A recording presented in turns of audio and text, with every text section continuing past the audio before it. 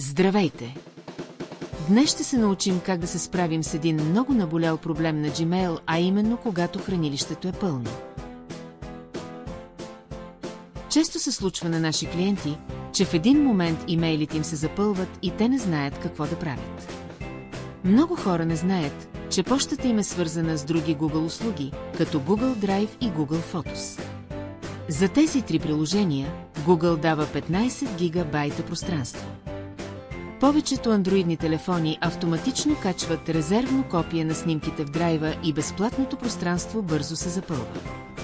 В това видео показваме къде трябва да отидете, за да освободите място от големи снимки.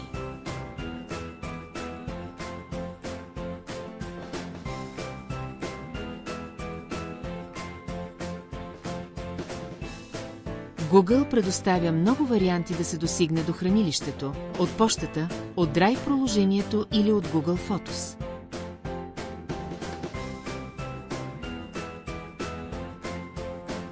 Ако при вас не са снимките, това, което пълни хранилището, а големи файлове, по същия начин чистите файловете от Google Drive.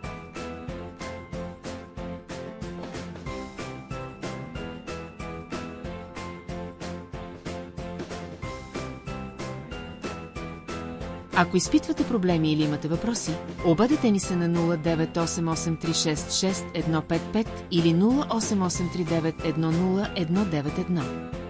Посетете и нашия сайт spybor.com.